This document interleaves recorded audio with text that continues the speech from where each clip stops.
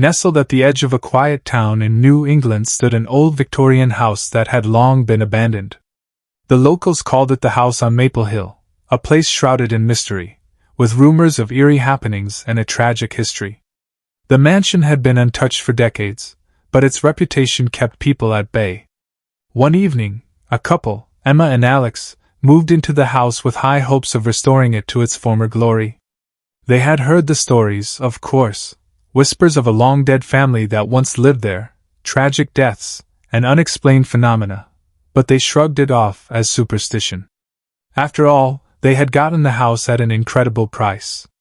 Who wouldn't want a grand old house with endless potential? It was around 11 p.m. on their second night in the house when things started to get strange. They had just finished unpacking a few boxes in the living room, the last room of the house they hadn't fully explored. The walls were creaky, and the floors groaned with every step, but nothing that seemed out of the ordinary for an old house. But as the clock struck midnight, a noise broke the silence, a faint scraping sound, almost like furniture being moved. At first, Emma thought it was just the old house settling, but then the sound grew louder, more distinct. She glanced at Alex, but he was focused on his phone, so she decided to investigate alone. She slowly made her way toward the kitchen, the only room that seemed to be the source of the noise. When she opened the door, she froze. There, in the middle of the room, was a large wooden rocking chair. But it was moving on its own, rocking back and forth with a slow, rhythmic motion. There was no breeze, no explanation. It was as if someone, or something, was sitting in the chair, gently rocking. Terrified, Emma called Alex, but before she could speak, the door slammed shut behind her. The air grew cold, and she could see her breath in the dim light of the kitchen. Panic set in as she tried to open the door. But it wouldn't budge.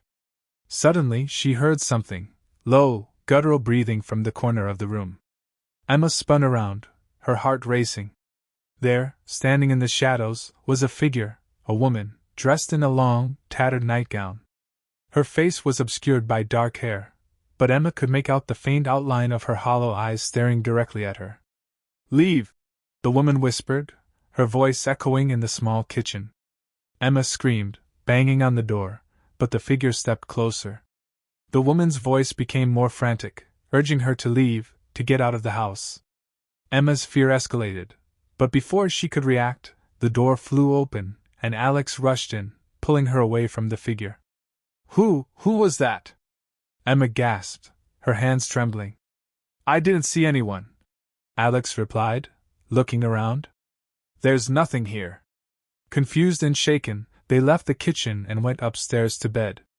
They tried to convince themselves it was just their imagination, the product of exhaustion from moving. But that night, neither of them slept well.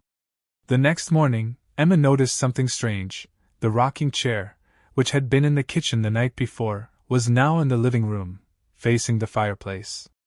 No one had moved it. As the days passed, more and more odd occurrences began to happen. Objects would shift places on their own, whispers filled the halls at night, and they would often hear the sound of footsteps following them through the house. Alex began to grow more agitated, and Emma couldn't shake the feeling that something was watching them. One night, as Emma was exploring the attic, she found a dusty old journal hidden inside a forgotten chest. The journal belonged to a woman named Margaret, who had once lived in the house with her husband and 2 children.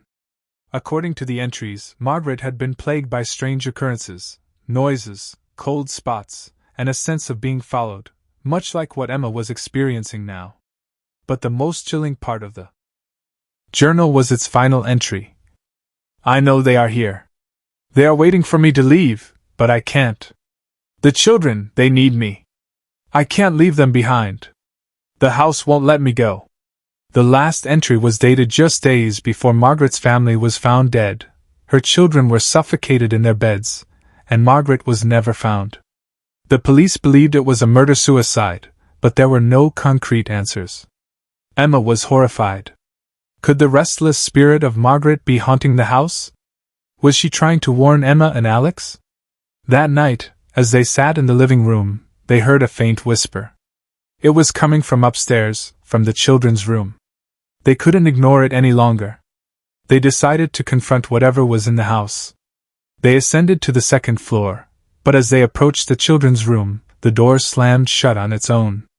Panicked, Alex tried to force it open, but it wouldn't budge. The temperature dropped sharply, and they could see their breath in the air.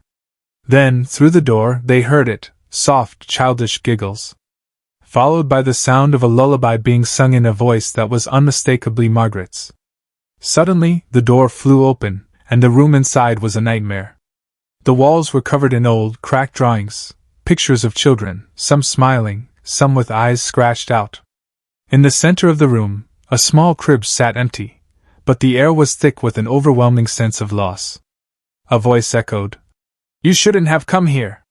The door slammed shut again, and they were thrown back into the hallway. Emma's body shook with fear as she looked at Alex. They both knew one thing: this house wasn't just haunted, it was a prison, and it was hungry for souls. As they ran down the stairs to leave, the front door refused to open, the wood groaning as if resisting them.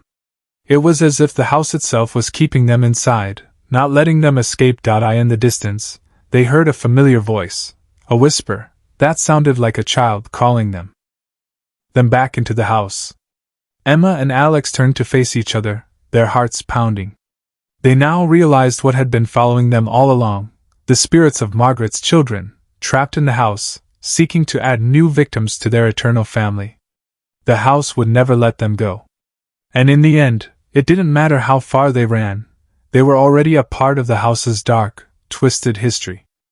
Craving shocking revenge, chilling horror, and jaw-dropping relationship drama? If you love revenge, horror, and jaw-dropping relationship stories straight from Reddit, make sure to like this video, subscribe to Reddit Tales Time, and turn on notifications so you never miss the next story.